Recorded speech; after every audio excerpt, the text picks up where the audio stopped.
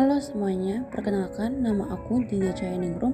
Aku dari Prodi D3 Keperawatan dengan NIM 22107010024. Aku dari Fakultas Ilmu Kesehatan UPN Veteran Jakarta dengan materi konsep dasar keperawatan menceritakan tentang sejarah.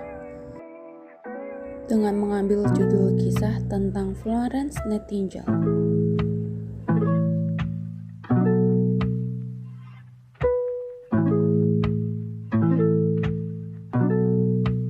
Jadi mari kita bahas sekarang.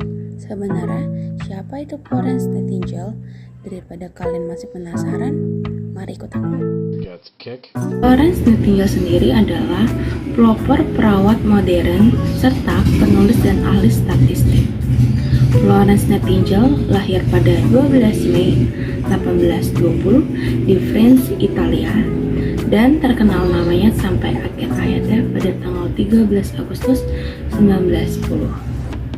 Ia juga dikenal dengan nama Bidadari Berlaut karena jasanya yang tanpa kenal takut mengumpulkan para korban perang pada Perang Crimea di Rusia. Florence Nightingale sendiri menghidupkan kembali konsep penjagaan kebersihan rumah sakit dan kiat-kiat juru rawat. Ia memberikan penekanan kepada pemerintah terhadap keperluan pasien. Sebelum lanjut lagi, aku mau kasih kalian video nih tentang perjuangan Florence Nightingale. Selamat menyaksikan.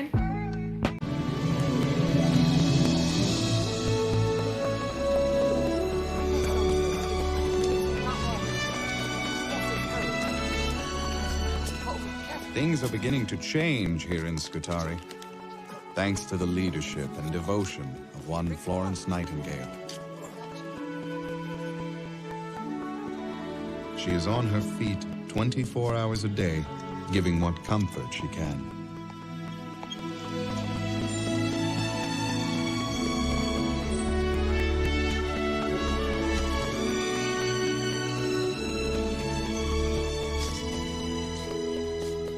They're so devoted to her. They kiss her shadow as it passes by.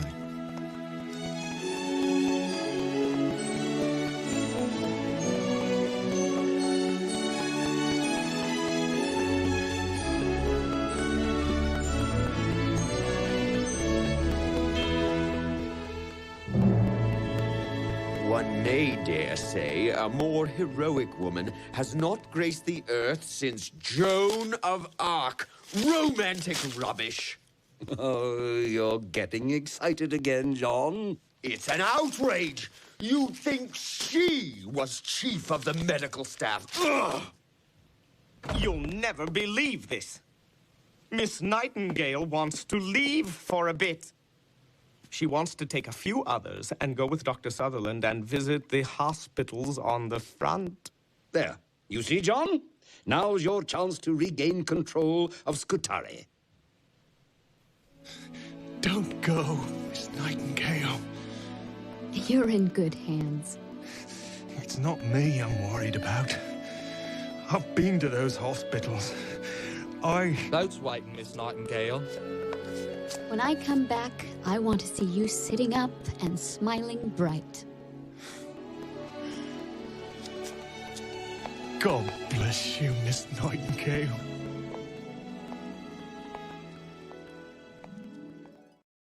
Gimana teman-teman, serukan videonya? Video tersebut menceritakan tentang perjalanan sejarah tentang Florence Nightingale. Sekarang aku ingin membahas lagi ya. Pada tanggal 12 Agustus 1853, Nightingale kembali ke London dengan mendapat pekerjaan sebagai pengawas bagian keperawatan di Institute the Care of Sick Gentlewomen, sebuah rumah sakit kecil yang terletak di Upper Harley Street, London, yang posisinya ia tekuni hingga bulan Oktober 1854. Pada tahun 1854, berkobarlah peperangan di semenanjung Crimea. Tentara Inggris bersama tentara Prancis berhadapan dengan tentara Rusia. Banyak prajurit yang gugur dalam pertempuran. Di Crimea, prajurit banyak yang mati bukan karena peluru dan bom, melainkan akan tetapi karena tidak adanya keperawatan. Lalu, pada tanggal 21 Oktober 1854 bersama 38 gadis sukarelawan yang telah dilatih oleh Nightingale dan termasuk bibinya May Smith akan berangkat menuju ke peperangan untuk melakukan tindakan keperawatan kepada para prajurit. Nah, ketemu lagi. Sebelum lanjut lagi nih, aku mau kasih tahu ke kalian kalau apa aja sih yang dilakuin sama Florence Nightingale. Mari kita saksikan videonya. Florence Nightingale was a nurse who saved many lives in the 19th century. She was named after the city of Florence in Italy, where her parents went after they got married in 1818. Her family was rich, and they had 2 homes in Britain, as well as servants. Florence was an unusual young woman for her time because she didn't want to go to parties and get married. She wanted to be a nurse and help people. Her family didn't want her to become a nurse because hospitals back then were dirty, horrible places. They were worried about her. In 1851, Florence went to Germany and learned all about nursing. It was hard work, but she loved it. In 1854, lots of British soldiers went to fight in the Crimean War. Army hospitals were filled with injured men, but there were no nurses and many men died. Florence and a team of nurses went to help. Florence worked 20 hours a day to make the army hospital a cleaner and safer place. She brought the men fresh food, she cleaned the hospital beds, and she used clean bandages on the wounded soldiers. Soon, fewer men were dying. At night, Florence walked around the hospital. She talked to the injured soldiers and helped the men to write letters to their families. She carried a lamp, and the soldiers called her the Lady with the Lamp. When Florence returned to England, people called her a heroine because of her amazing work in the Crimean War. Queen Victoria wrote her a letter to say thank you. She continued to work hard in Britain to improve hospitals, and she was given a medal called the Order of Merit. She was the first woman to receive this honor. Nah, gimana videonya teman-teman? Itu seru kan? Itu kan perjalanan Florence Nightingale. Nah, aku translate pakai bahasa Indonesia ya, mungkin biar lebih paham. Jadi pada masa remaja, mulailah Florence terlihat perilaku yang kontras dan hidup sesuai dengan martabatnya sebagai putri seorang tuan tanah. Pada masa itu, wanita ningrat, kaya, dan berpendidikan aktivitasnya cenderung lebih ke bersenang-senang nih. Nah, Florence Nightingale sendiri terpesona akan komitmen dan kepedulian yang dipraktikkan oleh para biarawati kepada pasien tahun 1846 pada saat ia mengunjungi Kaiserslautern di Jerman. Ia jatuh cinta pada pekerjaan sosial, keperawatan, serta pulang ke Inggris dengan membawa angan-angan tersebut. Paham ya, kenapa dia pengen jadi seorang perawat? Karena dia bertemu biarawati di kota Jerman, dan biarawati itu suka membantu seperti kegiatan sosial dan keperawatan. Makanya Florence Nightingale tertarik akan hal itu. Nah, pada usia dewasa, Florence yang lebih cantik dari kakaknya itu Pernop, dan sebagai seorang putri tuan tanah yang kaya, mendapat banyak lamaran untuk menikah. Namun semua itu ditolak karena Florence merasa terpanggil untuk mengurus hal berkaitan dengan kemanusiaan.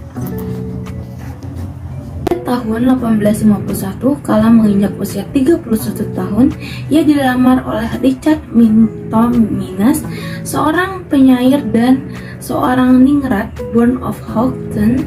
Lamaran ini pun ditolak oleh Florence, dan karena ia sudah membuatkan tekadnya untuk mengabdikan dirinya di dunia keperawatan. Keinginan ini ditentang keras juga oleh ibu dan kakaknya. Hal ini terjadi dikarenakan pada masa itu, pada saat di Inggris, perawat adalah pekerjaan hina dan sebuah rumah sakit adalah tempat yang jorok.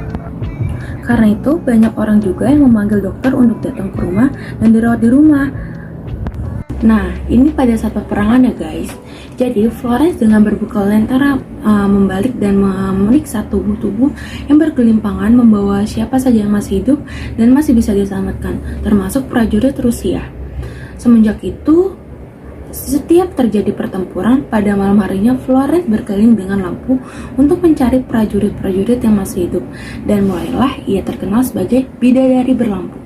Ia menolong di gelap gulita banyak nyawa tertolong yang seharusnya meninggal. Sekembalinya Florence ke London, ia diundang oleh tokoh-tokoh masyarakat, dan hal tersebut berhasil mengumpulkan dana yang besar sekali, sejumlah $45 sebagai rasa terima kasih. Florence menggunakan uang itu untuk membangun sebuah sekolah perawat khusus untuk wanita yang pertama.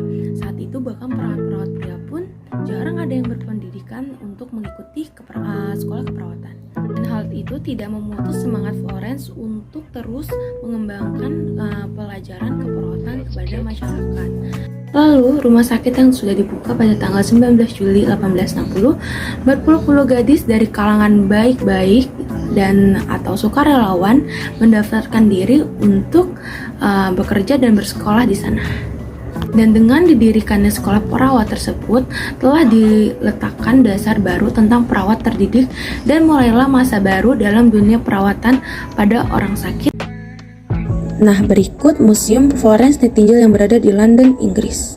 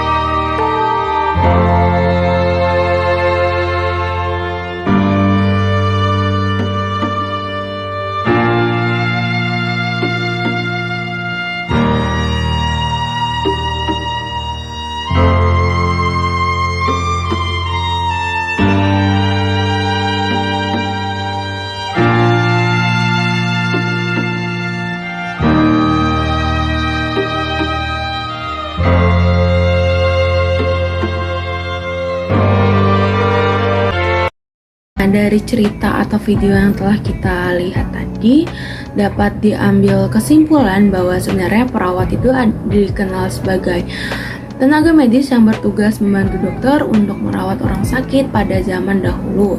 Itu pada istilah perawat hanya ditujukan pada perempuan yang memiliki naluri keibuan.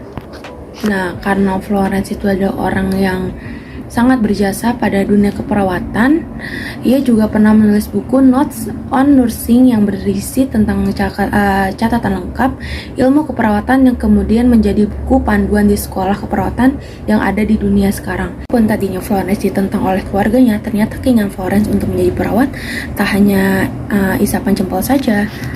Setelah ia menimba ilmu dan banyak praktik, Florence diberikan kesempatan untuk menduduki jabatan sebagai pemimpin Institut Perawat Wanita. Nah, sebelumnya kalian udah paham kan tentang apa tadi Florence Nightingale, bagaimana masa kecilnya dia, bagaimana masa remajanya dia, sampai dia menjadi orang yang sukses dan menjadi pelopor perawat sampai saat ini. Jadi aku harap kalian sudah paham dan mengerti siapa Florence Nightingale itu ya. Dan terima kasih buat kalian udah menyaksikan sampai akhir. Semoga kalian sehat-sehat dan tetap semangat.